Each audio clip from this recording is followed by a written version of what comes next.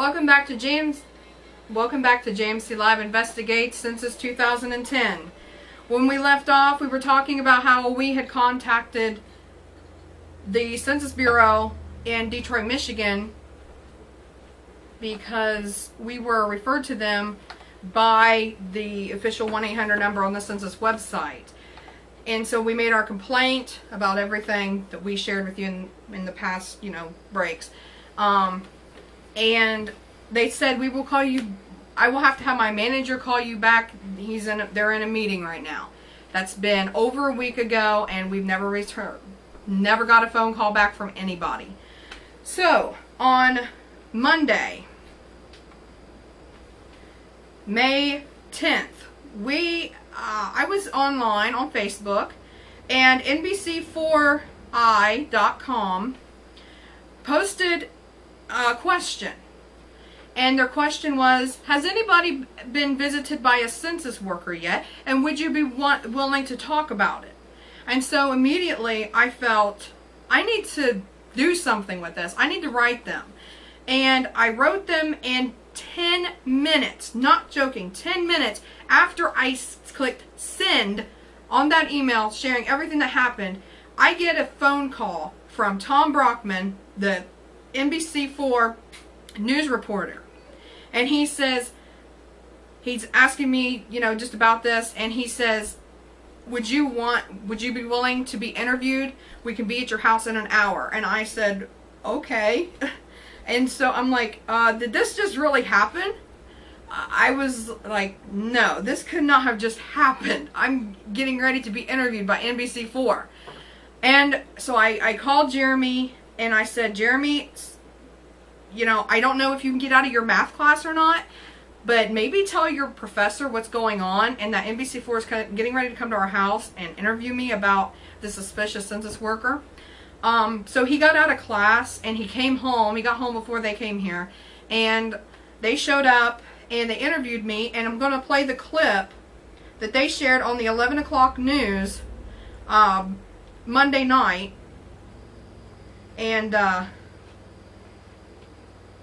and they called it phony census takers. Now, I'm not sure if she was or not, but she was doing stuff she shouldn't have been doing. Tom Brockman said that he had called the census media hotline, and he told them what had happened to me, and he told me when he got here, he says, I called the census, and they said that they've only been doing this since May 1st. Now, this was May 3rd when this happened to me, and they told Tom Brockman that they should not have been coming to my door asking about my neighbors. That should not have been happening. So this is the clip from NBC4i.com entitled Phony Census Workers. Something just wasn't right. Miranda Caverley can clearly remember the U.S. Census worker who showed up at her front door in Chillicothe on May 3rd. I opened the door and she says, I'm not here to ask about you because you've already filled your paperwork out, sent it in. I'm here to ask about your neighbors. Neighbors, both present and past. That wasn't it.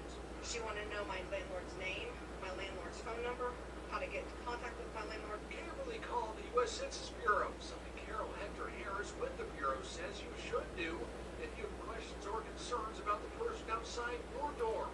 While it remains unclear if that worker was legitimate, Harris says you could never be too careful. When there's an opportunity, unfortunately, to scam someone, someone is real creative and tries to figure out a way to do it. Harris says make sure the worker has these things: a black binder with a confidentiality notice, a bag with the U.S. Census Bureau logo on it, and an ID like this with their name on it. And you can also ask them for their driver's license to verify that the names on both identifications are the same. Census officials say if you fill out your form and send it in on time, there's no reason someone should be knocking on your front door. And she says there's also no reason you should be asked for your personal information. It's the same 10 questions that you saw in the questionnaire that was mailed out to you. Nothing different, nothing more, nothing less. So this lady that Tom Brockman interviewed along with me, she said, nobody should be asking you any questions other than what I read to you from that census questions that was on their website. She said they're not supposed to be asking you any other questions other than what is on that form. Obviously, that wasn't what was happening with me. Also, the woman did not have the census bag, and she did not have, she had a vest on, which was, maybe they're wearing things differently, but it is very questionable. And the fact, why didn't the Detroit, Michigan Census Bureau call me back? I mean, wouldn't you think this is a very legitimate complaint? Somebody is going to people's doors wanting to know where people have moved to, wanting their names and all this weird stuff that is not on the census questionnaire. So that's basically it. But for us, now, a few days after, just a couple days after this, what time? What's the time? We're at 6 minutes. Okay. Now, a couple days after that we were interviewed, I found a video off of YouTube where a census worker in Indiana beat and raped a handicapped woman. And we shared this on Eternal Flame News, and we will post that in the sidebar and also in the chat.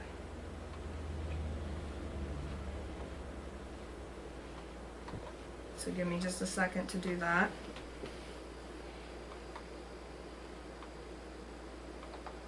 So obviously there are some big issues with the census. I mean, they've only been going door to door since May 1st, and we've got people beating and raping women who are legitimate workers.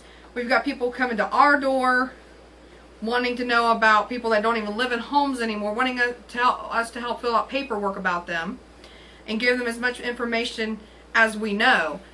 Obviously, something isn't right here. Just like I said on the video, just something wasn't right. But we're going to take a quick break so that we have enough time to share this full clip about the census worker who raped and beat a handicapped woman in Indiana. We'll be back in just a moment.